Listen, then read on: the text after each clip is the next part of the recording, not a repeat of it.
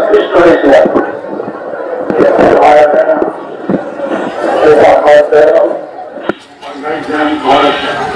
তাই উনি প্রত্যেকদিন কীর্তন করতেন গৌরাঙ্গ গৌরাঙ্গ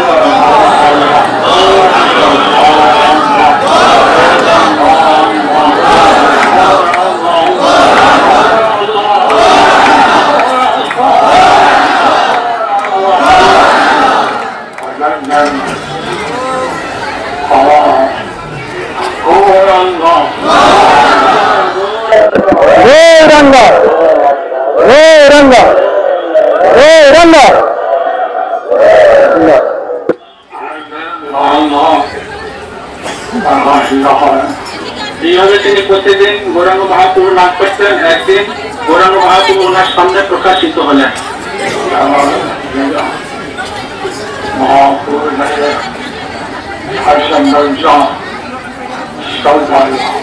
এবং উনি গৌরাঙ্গ মহাপ্রভু দর্শন করে উনি স্তব্ধ হয়ে গেছিলেন এবং সেখানে তিনি প্রণাম জানিয়েছিলেন।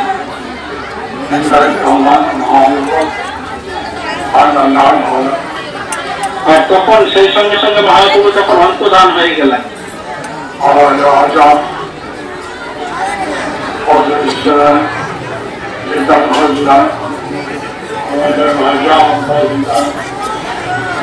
ওই রাজা ওইখানে কীর্তন করেছিলেন এবং বসেছিলেন। তিনি এই আশায় তিনি বসেছিলেন যে চৈতন্যদেবকে তিনি আরো আর দেখতে পাবেন।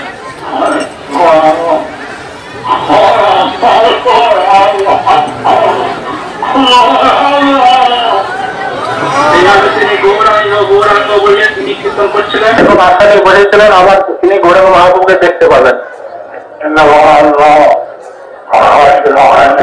কিন্তু তখন গৌরাঙ্গ মহাপ্রভু আর প্রকাশিত হননি।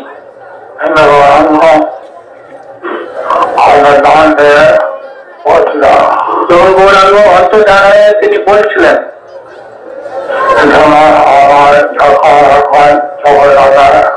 তোমার সঙ্গে আমার এখন দেখার আর কোনো যোগাযোগ নেই, তোমার এখন দেখার কোনো যোগ্যতা নেই,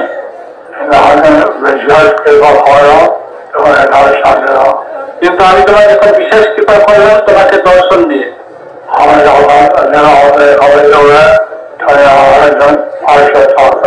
আমার যখন কলিযুগে আমার লীলা হবে তখন তুমি আমার একজন পার্শ্বদ থাকবে,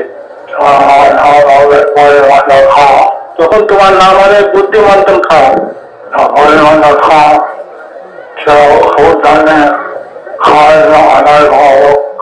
বুদ্ধিমন্তন খান ছিল খুব ধনী, তিনি খাজনা আদায় করার লোক ছিলেন। উনি হচ্ছেন প্রধান খাজনা আদায় করার লোক।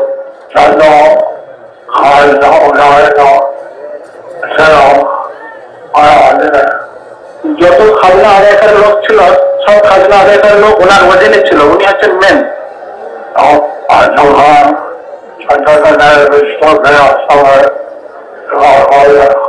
যখন চৈতন্যদেব বিষ্ণুপ্রিয়ার সঙ্গে বিবাহ করলেন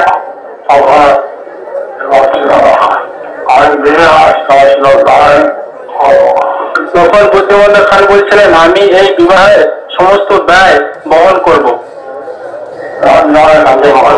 সঞ্জয় মুকুন্দ তখন ওনারা বললেন তাহলে আমরা কি সেবা করবো?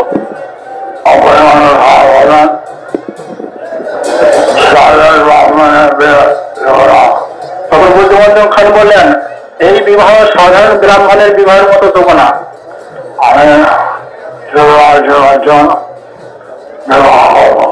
তখন উনি বুদ্ধিমন্ত খান বললেন আমি এই যুবরাজের মতো এই বিবাহ করাবো।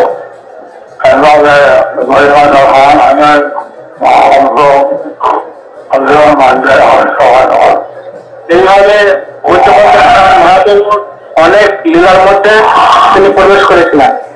অর্জন্য ভগবানের নাম তোমরা চিন্তা করো এই পবিত্র ধারে মহাপ্রভু নাম করার ফলে ভগবানের সেবা পেয়েছিলেন। আপনারা এখন কি করবেন? ও আল্লাহ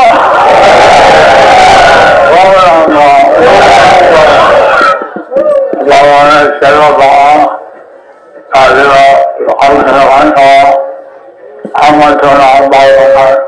ভগবানের সেবা করা, ভগবানের লীলায় অংশগ্রহণ করা এর মতো ভাগ্যবান নাই।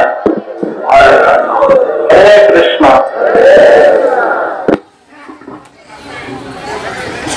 মহারাজ